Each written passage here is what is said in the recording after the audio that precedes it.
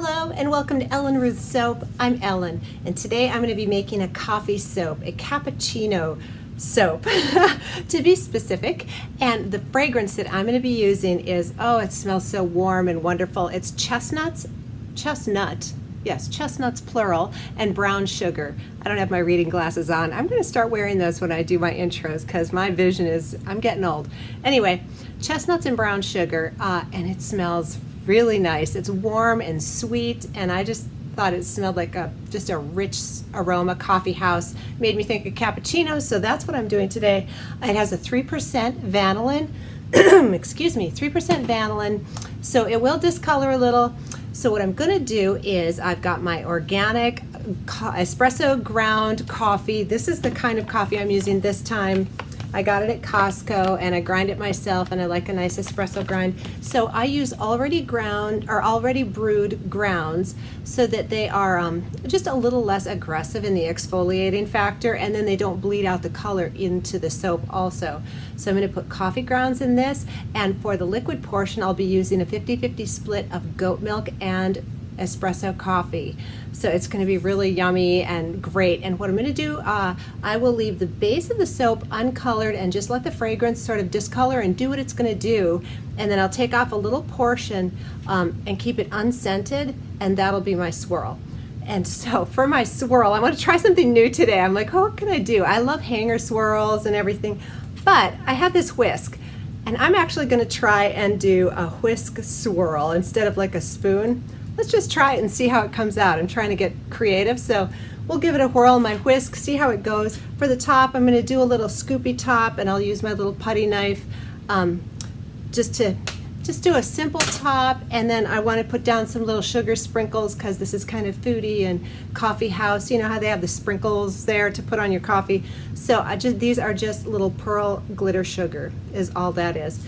So that'll go down on top. It's not a lot going on, just scrumptious and warm, and of course good for your skin. The coffee is great for your skin. It's a gentle exfoliant, and the caffeine is very invigorating, so I think these are fabulous. I'm going to get everything pulled together and get my hair pulled back, and let's make some creamy cappuccino soap. All right, I've got all of my oils and butters melted and ready to go here, and I'm going to add my dry additives to my oils, which is my colloidal oats here. Add a couple tablespoons, and I add these to just about all my soaps. I just really love how it makes the soap feel, and I think it's really good for your skin and all that. And here's my kaolin clay, 2 tablespoons of kaolin clay. And I am going to put my already brewed espresso grind coffee in here also. Even in my uncolored portion I want that, or unscented portion. So this is a tablespoon. I'll put a couple tablespoons in here. And it just makes a really nice, gentle exfoliant, as well as looking really pretty. And all that good stuff. So there's all my dry ingredients in here. I'm going to get this blended up and let those anchor in, and then we'll move on to our goat milk and coffee lye solution.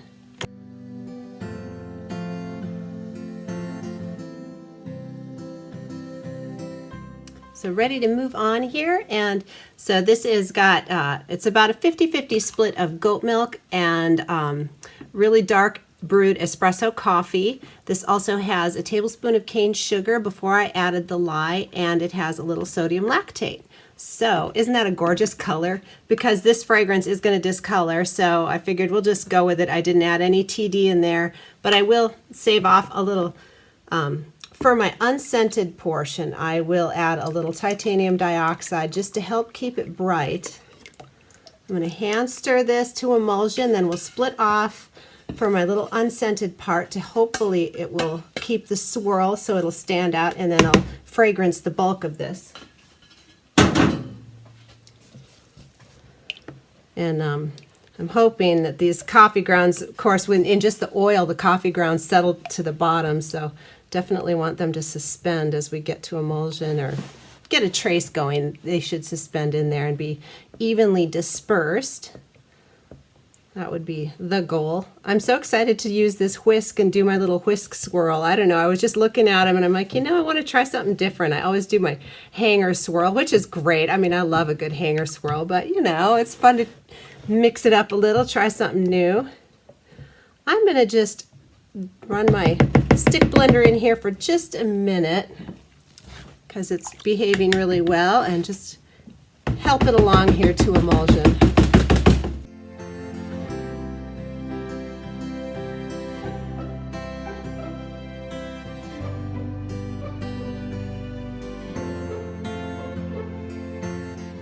And now I better lift this out. I'll pour off from my little uncolored portion. Oh, I got to keep it stirring so those coffee grounds stay in there. Oh, let me pull this over so you can see what I'm doing. All right, so this will be my unscented portion that I'll put a little TD in there, and hopefully it will be enough to make a swirl in this, even with the discoloration. Now, let me go ahead and get my TD in there, and then I'll put my stick blender in. There we go. And add my fragrance in here. Wow, it smells good. I love these foodie fall fragrances. Say that really fast a couple times. Foodie fall fragrance. I just love them.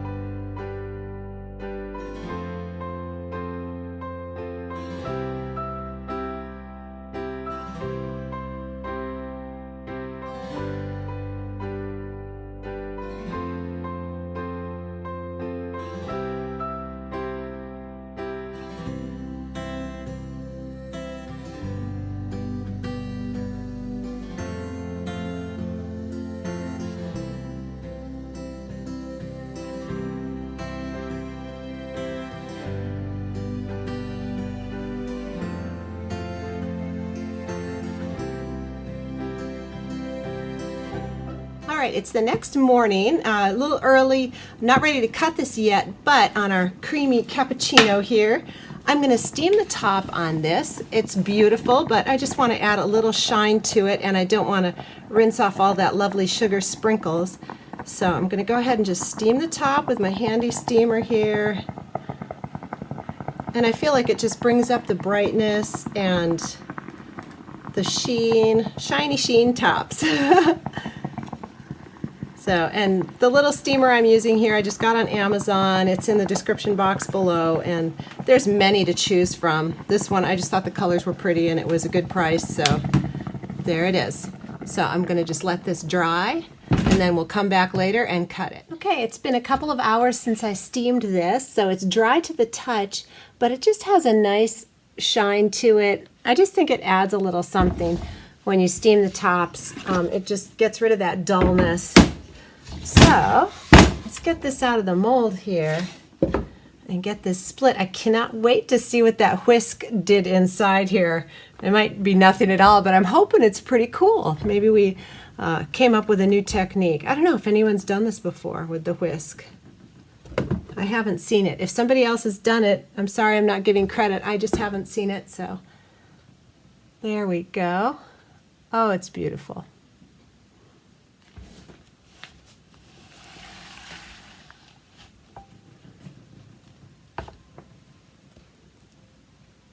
Wow, that looks pretty neat.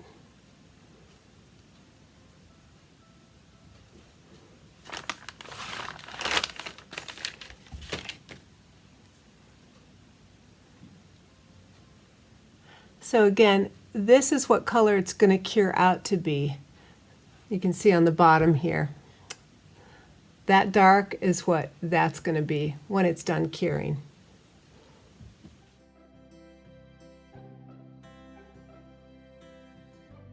All right, let's get into these and see how that swirl came out. This chestnuts and brown sugar fragrance smells so warm and sweet today. It's really nice. Okay, well that's just my little end sample piece, so not a lot there to see, but let's get into these. Just curious to see how that whisk did for us, how it came out in here.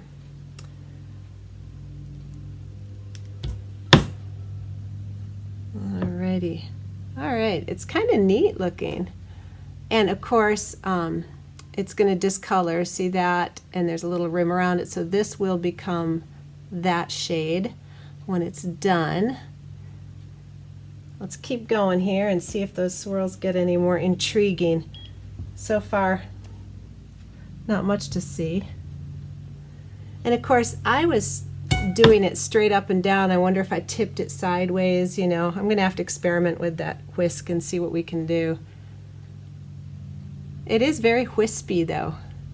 I like that. I like that a lot.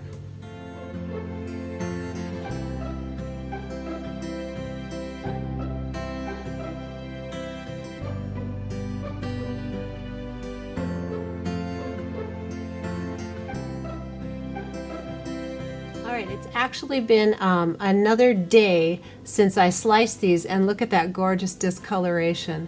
So here is our creamy cappuccino after the discoloration, and I'm loving it. So aside from the awesome discoloration, the wispy whisk swirl is really starting to come through now with the discoloration. It's more pronounced, and I'm very pleased with it. I think it's really cool looking. It's kind of random, and